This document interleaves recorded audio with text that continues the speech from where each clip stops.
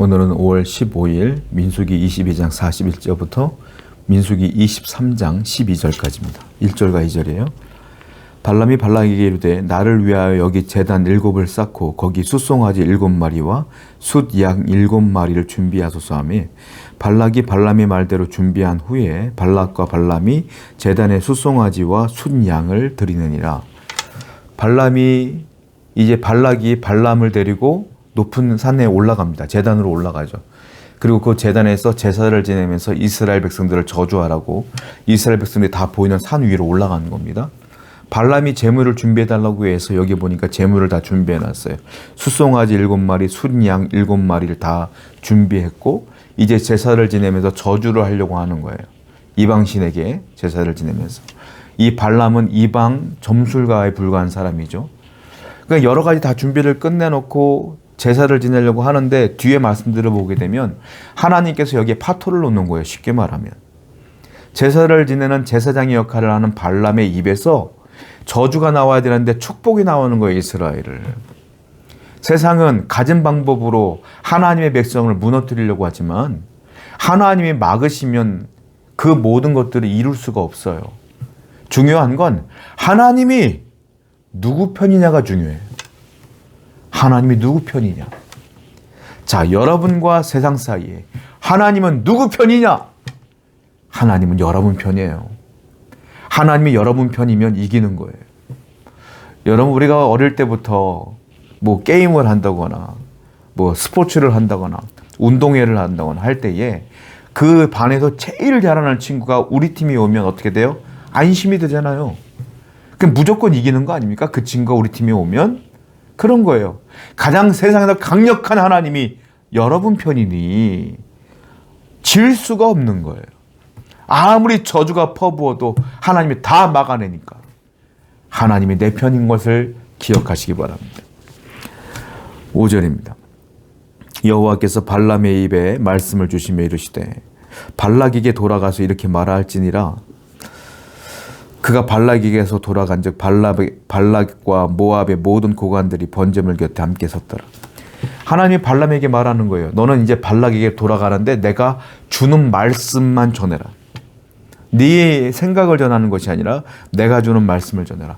여러분, 발람은요 하나님의 선지자가 아닙니다. 이스라엘 사람이 아닙니다. 이 사람은요 모압에 있는 발락 왕이 불러온 이방인 점술가예요. 점술가, 한마디로 말하면 무당 같은 존재라는 거예요. 그러니까 하나님과는 상관없는 사람이라는 거예요. 그런데 하나님께서 이 발람에게 말씀을 주셔요. 너는 지금부터 내가 하는 말대로 전하라. 우리 하나님은요 하나님의 백성을 축복하기 위해서 뭐 악한 종이든 이방이든 뭐 무당이든 상관없어. 그들을 통해서도 일할 수 있는 거예요. 예전에 그런 간증들 많이 들었어요.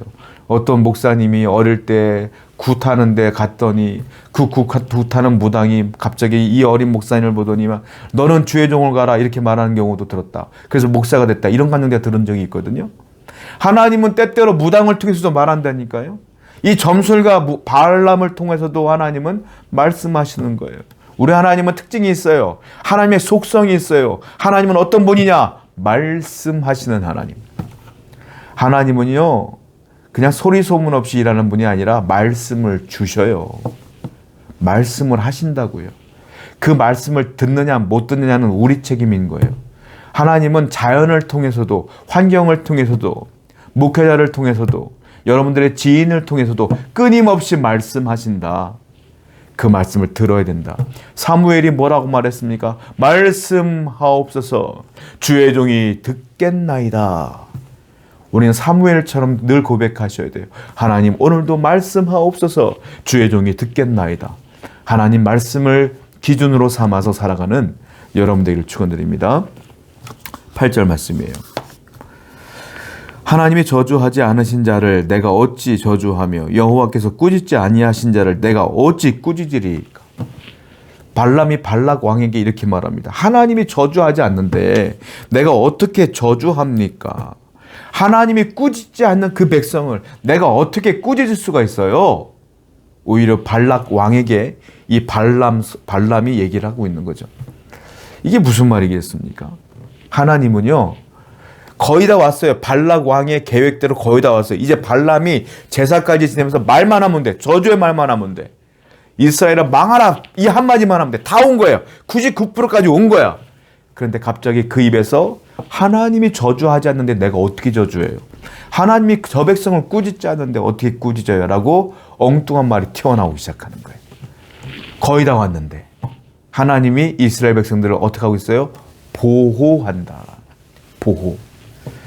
하나님은 어떤 분이냐? 하나님의 백성을 철저하게 보호하시는 분이다. 여러분, 그 출애굽할 때 성막이 움직입니다. 성막은 어디인 줄 아세요? 하나님이 임재하는 장소가 성막이었어요. 구약시대는. 그 성막이 어디 있어요? 12지파가 있어요. 동서남북에 3지파씩 있고요. 그리고 성막이 가운데 있는 거예요. 그리고 그 성막 가운데에 레위지파들이 쭉 둘러싸는 겁니다. 항상 성막은 어디 있어요? 가운데 있어. 왜 그럴까요? 하나님이 이스라엘 백성들을 보호한다는 뜻이에요. 보호. 하나님은 어떤 분이냐? 우리를 보호하신다. 여러분들 보호하셔요. 기억하시기 바랍니다. 힘드십니까? 어렵습니까? 제가 늘 고백하는 부분이 있거든요. 아무리 힘들고 어려워도 하나님이 예수님 말씀했잖아요. 너희가 감당할 시험 받기는 내가 허락하지 않는다 그랬잖아요.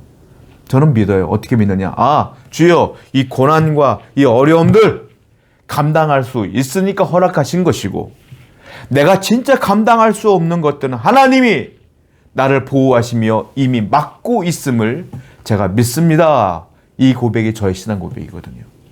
힘들어도 감당할 수 있으니까 힘든 거예요. 더 힘든 건 하나님 막고 있음을 기억하셔서 하나님의 보호하심에 늘 감사하는 여러분 되기를 축원드립니다. 9절입니다. 내가 바위 위에서 그들을 보며 작은 산에서 그들을 바라보니 이 백성은 홀로 살 것이라. 그를 여러 민족 중에 하나로 여기지 아니하리로다. 야곱의 티끌을 누가 능히 세며 이스라엘 4분의 1을 누가 능히 세고 나는 의인의 죽기 원하며 나의 종말이 그와 같기를 바라노라. 오히려 발람이 하나님을 향하여 발락을 통하여 이스라엘 백성들을 축복하는 것들을 보게 돼요. 이 백성은 거룩한 백성입니다. 막 쭉 얘기해요. 그러면서 뭐라고 말하냐면 나의 종말이 그와 같기를 바랍니다. 나도 이스라엘 백성들처럼 하나님 섬기다 죽기를 원해요. 아니, 이방 점술가 입에서 이 말이 툭 튀어나오는 거예요. 세상에서 이분들은 존귀한 분들이에요. 다른 분들이에요. 하나님이 구별된 사람들입니다. 나도 이렇게 하나님 편에서 구별된 삶을 살다가 죽기를 원합니다. 이 고백을 하고 있는 거예요. 쉽게 말하면. 여러분, 하나님은 여러분들을 어떻게 본지 아십니까? 세상과 구별된 존귀한 분들로 보시는 거예요. 그래서 우리에게 뭐라고 말했어요? 너희는 거룩한 나라요, 거룩한 제사장이라, 이렇게 말씀했어요. 제사장은 특징이 뭡니까? 일반 백성과 구별된 겁니다. 제사장은 특징이 일반 백성과 완전히 구별됐어요. 거룩을 추구해요. 우린 거룩한 나라요, 거룩한 제사장입니다. 그러면 여러분들이 어떻게 살아야 되겠어요? 구별되게 살아야죠. 거룩하게 살아야죠. 세상과 혼연일체가 아니라 세상과는 다른 목적과 목표를 갖고 살아야죠. 세상과는 다른 방법으로 살아야죠. 세상과는 다른 언어를 사용하셔야죠. 이게 하나님의 백성이에요. 저와 여러분 모두가 구별된 삶을 살기 위해서 노력하시기를 축원드립니다. 11절이에요. 발락이 발람에게 이르되 그대가 어찌 내게 이같이 행하였느냐. 나의 원수를 저주하라고 그를 데려왔거늘 그대가 오히려 축복하였도다. 발람이 대답하여 이르되 여호와께서 내 입에 주신 말씀을 내가 어찌 말하지 아니할 수 있으리까. 발락이 깜짝 놀랐습니다. 내가 당신을 저주하라고 돈 줬지? 왜 이스라엘 백성들을 축복하고 난리야?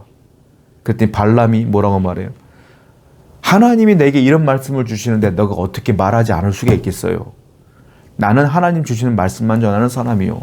이렇게 말하고 있어요. 여러분, 하나님은 어떤 분입니까? 말씀을 주시는 분이라고 했죠. 성도는 누구겠어요? 주신 말씀대로 사는 자가 성도예요. 우리는 하나님 말씀을 듣고 하나님 말씀대로 사는 거예요. 우리가 예배 현장에서 뭘 하죠? 말씀을 듣는 거예요. 그리고 예배 현장을 떠나면 어떻게 되죠? 말씀대로 사는 거예요. 성도는 주일만 예배 드리는 자가 아니에요. 주일날 말씀을 듣고요. 월화수목금토 말씀대로 사는 거예요. 또 주일날 말씀을 듣고 또 일주일을 사는 거야, 말씀대로. 성도는 항상 매일 말씀의 삶이 이어져야 된다. 오늘도 말씀을 듣고 말씀대로 살아가는 순종의 삶을 살아가는 거룩한 삶을 살아가는 여러분 되기를 축원드립니다. 기도하겠습니다. 하나님, 우리에게 말씀하시는 그 말씀대로 살아갈 수 있도록 인도하셔서 누 구별되고 거룩한 삶을 살기 위한 성도가 되게 해주시옵소서. 예수님의 이름으로 기도드렸습니다. 아멘.